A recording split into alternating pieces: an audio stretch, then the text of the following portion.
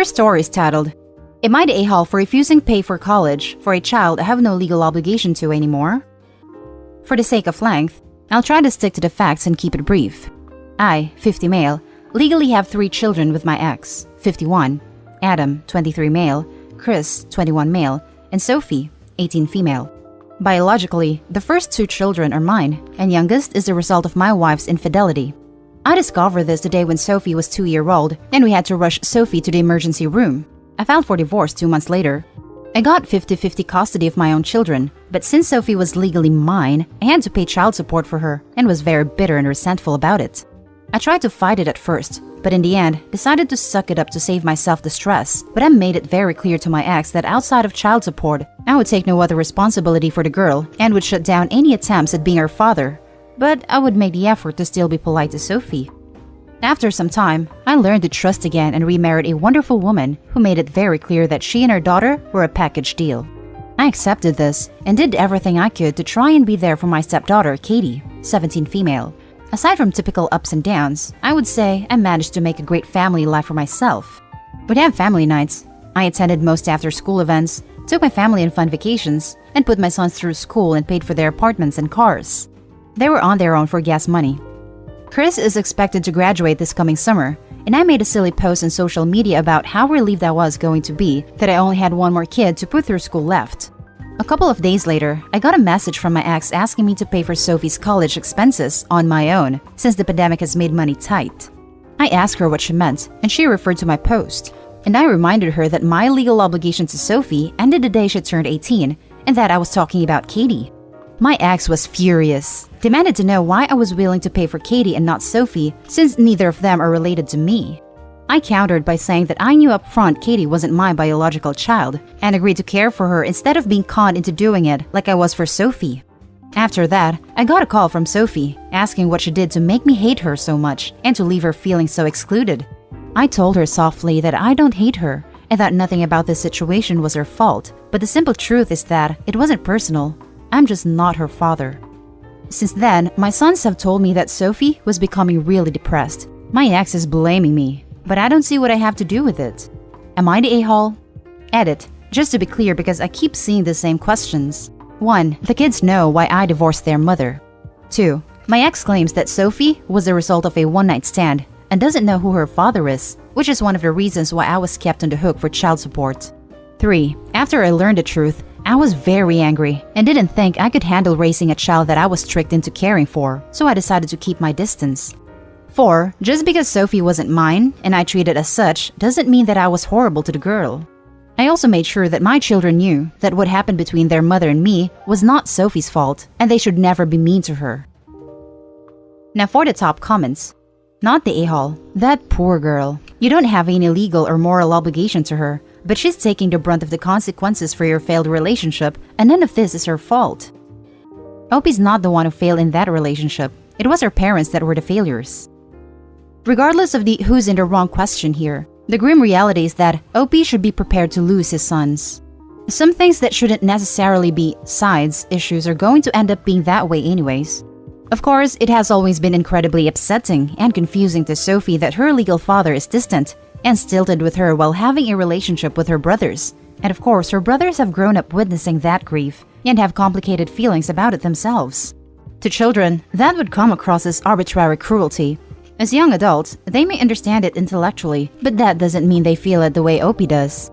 Now it is coming to a head, with Sophie realizing her adult life is going to be dramatically harder than her brothers, again, through no fault of hers, and her brothers can appreciate that that is brutally unfair, and they're all at home together experiencing this collective trauma of quarantine.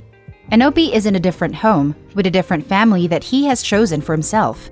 That by no means makes him an a-hole, but in his son's position, I couldn't imagine my heart not breaking for my sister and feeling with resentment for my father. It can be no a-holes here, but still be a no-win situation where Opie will have to make the choices he makes and have to live with the consequences. I guess technically not the a-hole, but it's hard to wrap my head around loving a child for 2 years, then stopping, since she wasn't biologically yours. Well, realizing that you were lied to and tricked into being someone's parent can play a huge role into it. Not the a-hole, your ex knew that Sophie was not yours. You made it clear you were done supporting her once you were no longer legally responsible. There is one huge a-hole in this. That is your ex. 1. She cheated on you. Had you believing you were the child's father and had you stopped paying child support until Sophie was 18. 2. Your ex was too selfish to plan for Sophie's education. That is her fault, not yours.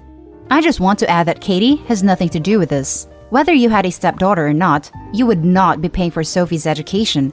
So, your ex or anyone else should not be bringing up the fact you're willing to pay for Katie's education, but not Sophie's. The two things are mutually exclusive of each other. Just happen to be the same thing. I hope that last part made sense. Now for the second story. Am I the a-hole for telling my mom she didn't do crap in raising me? I, 25 female, have had a terrible relationship with my mother for most of my life. She has been pretty abusive emotionally throughout my life, doing things like taking away my bed so I had to sleep on the floor, locking away groceries so I had no food, giving away all my clothes to my younger sister, not letting me date or hang out with friends, etc. The rest of the family acknowledges she hasn't treated me well, but doesn't think she was abusive, and that I could have handled things better by compromising more. My dad separated from her when I was 6 and took my older sisters to live with his new wife. Mom got custody of me, but he has continued to pay for everything from my education. I got scholarships from high school to med school, and money for my share of the house utilities, etc. I even had to buy things like tampons out of an allowance he gave me, because she refused to, saying they were too expensive. Where I live, we have no concept of child protection, and parents are pretty much never ever considered to be wrong. Doing the bare minimum is seen as doing a favor to your child, so for almost 24 years, I've had to live with her abuse, and despite that, I've done pretty well in life. I graduated from med school recently and am moving soon to a different country for my new job. She started going on and on about how I should stay home to take care of her because she's invested her whole life in raising me.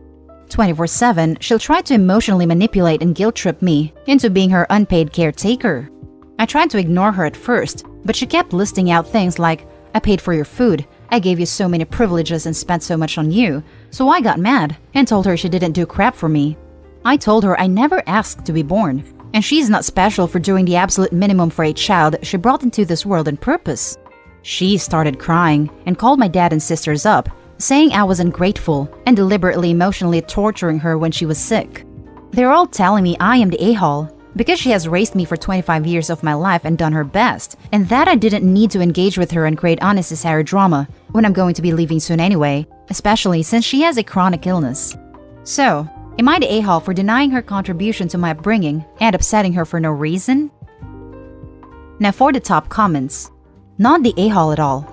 If you do the bare minimum for me, I'll do the same for you. She never even paid for most of your stuff. It was your dad. Correct me if I'm wrong. Using the family to get on her side makes her an even worse a-hole. I'm really glad you left that house. Sounds horrible.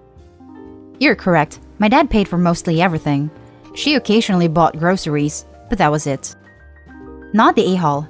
You just have a higher consciousness of right/wrong, and she is trapped by cultural constraints you don't want to continue in your life. On the flip side, she is scared of empty nest changes. Chalk it up to a blow-up confrontation, forgive her, and pursue your life.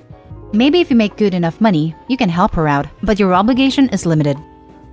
Not the a-hole. Mom should have treated you better if she was expecting filial care from you, but from what you described, it sounds like classic narcissism. Your dad and sisters would also do well to remember that there's a reason why your dad separated from your mother. Not the a-hole. The sooner you can get away from this toxic family, the better. I wish you all the best in your new job. If your dad and sisters are so sympathetic to her, they can move back in with her. It's especially hypocritical of your dad, who ditched you and your mom when you were only 6, to try and guilt-trip you into serving her for life. Now for the last story. Am I the a-hole for not forgiving my parents?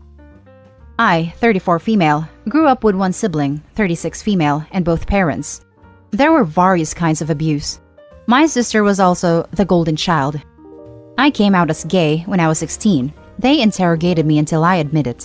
They then taped a letter to my door indicating that I was going to hell. There were then various books in the house about how to cure homosexuality. I'm positive if my sister had been gay, they would have led pride parades. I left. I stayed with friends, partners, and well, anyone, until I could obtain some security a few years later. At first, I still went to family functions, but my parents wouldn't speak to me. My mother did not look at me. I did this for a few years until the anxiety was too much. Then, I only went to family events they weren't attending. They bought my sister a car, paid for her college, and all of her living expenses. I also attended college, had to go through a process so I wouldn't have to claim them on my FA/FSA. Therapist wrote a letter, and did graduate. But had given myself an ulcer due to the stress of being a full-time student with 2 jobs and a 16-hour unpaid internship. My parents only sent happy birthday texts. Then came my sister's wedding. She had 5 events I had to attend. I was a bridesmaid. During all of these events, they again didn't look at me. It was painful. About 2 years after this, they sent a text indicating that they wanted to give me money for the same amount they spent on my sister's wedding. I discussed with my therapist, and my therapist indicated my parents opted not to give me a lot of things I needed. But that doesn't mean I should feel shameful about taking what they are offering if there are no strings attached. So, I met with them for lunch with my then girlfriend. My dad did speak to me but spoke mostly about other trivial family matters, and my mother spoke only through my father. She would whisper something to my father, and he would then ask a question. They gave me a check for $10,000. My dad said something vaguely about being proud of everything I have overcome. I internally was very confused. Did they mean their own abuse? Their own homophobia? They never asked to see me again. I used the money as part of the down payment for my house. Married my wife a few years later. I did not tell them. I didn't hear from them for a few years, other than the birthday messages. But in 2017, we began fostering. We took placement of a very sweet 14-month-old boy we adopted when he was 2.5 years old. I should mention my sister is child-free by choice. Since the adoption, I did not tell them. Any number of relatives could. My parents suddenly are vaguely sorry and now sending me weekly text messages.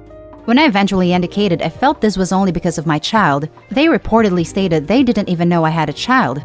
They however not asked my child's name, age, how he came into existence, etc. They are now passively inviting me to various Zoom family events and really trying to have conversations. Am I the a-hole for not forgiving them? Now for the top comments. Not the a-hole. You don't need them in your life. If you're comfortable with the low contact, just continue that or go no contact if you want. Be sure to tell them why. Not the a-hole. In what world would you be the a-hole here? You've done fantastic for yourself in spite of them, not because of them. Go you. There is truly a lot I couldn't post because of the character limit. So my parents will text these apologies and truthfully, I won't respond. They then show these messages to family members who lack a lot of context. That is, I have not told them about the abuse and only vaguely spoken about their homophobia. And then they basically tell me I am a cold and unforgiving. If your parents are spreading lies, enlighten them on the truth. Don't let them paint you in a bad light just because you won't give them what they want, when they wouldn't even give you a scrap of love that you deserved and treated you like an outcast. I guess they aren't really lying. They're apologizing and I am not responding. They of course aren't going to divulge the abuse. When they are asked why we don't talk, they say something about me making poor life choices, which in my family means I'm using drugs. Hard drugs. I've had to explain I'm not. In fact, addicted to heroin more times than any adult ever should. I guess I struggle just putting it all out there, both because trauma/PTSD is real here, and because my goal isn't to vilify people. My parents somehow are functional outside of our household. I've not seen the same toxic behavior in their other relationship, and I'm not down to burn down the whole metaphorical house. Maybe I'm being naive here. Not the a-hole. They haven't asked for forgiveness. They may think slipping you $10,000 was enough, but it doesn't really make up for anything. Do you still have a relationship with your sister? Off and on. They sometimes use her as a way to force the relationship. That is, she cornered my wife, telling her she needed to convince me to forgive them, and they deserve to have a relationship with their grandchild. And that's the end of this video, folks. As always, leave a comment and hit like and subscribe. And if you want more of this content, turn your notification on to get updated on the latest videos. And I'll catch you in the next one. Stay safe.